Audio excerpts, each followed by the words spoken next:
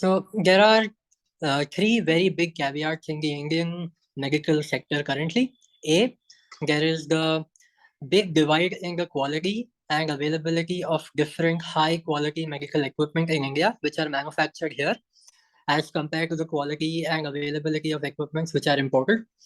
The other big gap is in diagnosis. We have a very huge problem in terms of early diagnosis of multiple diseases and disorders in India.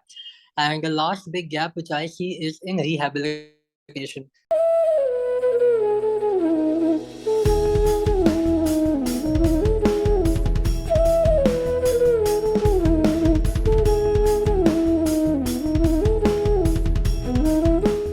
The School of International Biodesign Synergizing Healthcare Innovation and Entrepreneurship, SIB-SHInE, is an exciting year-long full-time dedicated residential fellowship program jointly led by the Indian Institute of Technology, Kanpur, and King George's Medical University, Lucknow.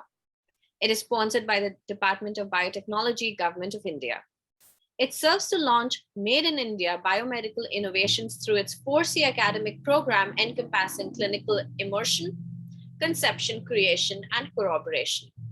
Biopatrika is proud to partner with IIT Kanpur and KGMU in welcoming the inaugural batch of this year's fellows. Prithu Prasad is a biomedical engineer looking to take the healthcare innovation world by storm using his disruptive technologies, aiming to fundamentally help those in need. Congratulations and welcome to the SIB-SHInE program. Thank you. Thank you for having me. This is a unique opportunity to really be at the precipice of medical technology innovation. What specifically attracted you to the fellowship? So there is a very fundamental dichotomy in India when it comes to engineering and medicine. From the level of school, we are asked to choose either physics, chemistry, and math, or physics, chemistry, and biology, and then to pursue engineering or medicine. But this was not how I saw myself. I chose PCMB and I chose biomedical engineering because they involved the concepts of medicine as well as engineering. So when I came across this program, which was taking this relationship to the next level, I saw myself coming here no matter what. What is the caveat in the Indian medical technology space that you would like to focus on? So there are three very big caveats in the Indian medical sector currently. A, there is the big divide in the quality and availability of different high quality medical equipment in India, which are manufactured here, as compared to the quality and availability of equipments which are imported. The other big gap is in diagnosis. We have a very huge problem in terms of early diagnosis of multiple diseases and disorders in India. And the last big gap which I see is in rehabilitation. Even after a patient is timely treated, the quality of life which they lead after leaving the hospital reduces significantly. So these are three big areas which I have seen, especially after coming to KGMU, and which I would like to focus on. What is a special skill that you bring to the table to answer these drawbacks? So as a biomedical engineer, I have a comprehensive understanding of the anatomy and physiology and the biological concepts of living beings, and B, the engineering principles which are applied. And I've had an understanding of the current technologies which exist in terms of diagnosis or therapy or rehabilitation or prevention. So, excuse me. So I have a comprehensive understanding of what the current medical space looks like and what technologies are available to patients in case they have certain disorders. So this puts me at the helm of figuring out and understanding new technologies which can be applied to improve the current scenario. Other than that, I have experience in tissue engineering and patient-specific modeling, which are the few technologies which are the future of medicine in India. And since I have experience here, I hope to apply these and come up with effective solutions. So for your effective solutions, do you foresee any collaborations? And do you think that you would form partnerships with the other 8 fellows to answer these questions?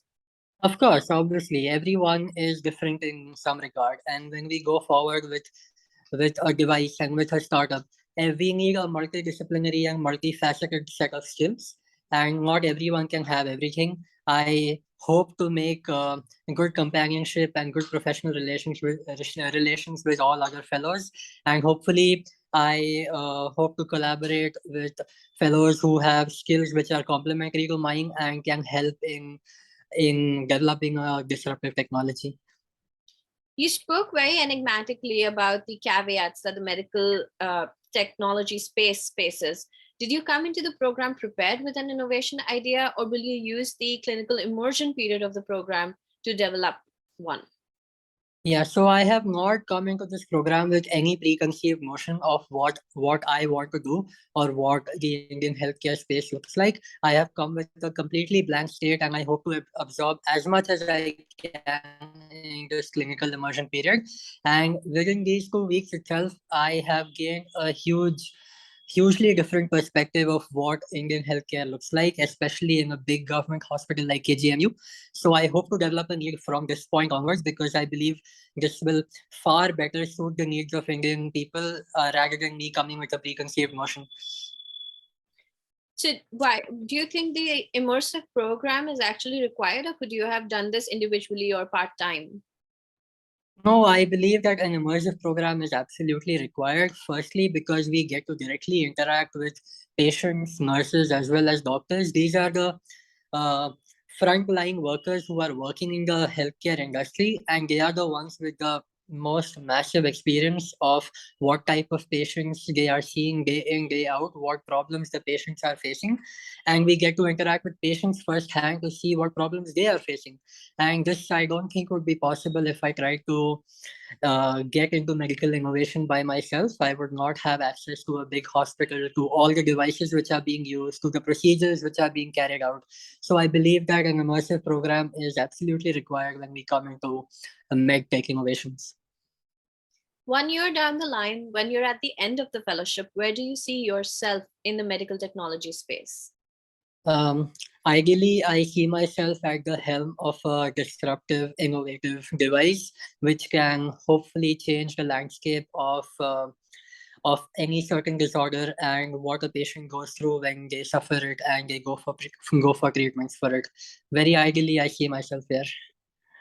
Well, we look forward to your disruption.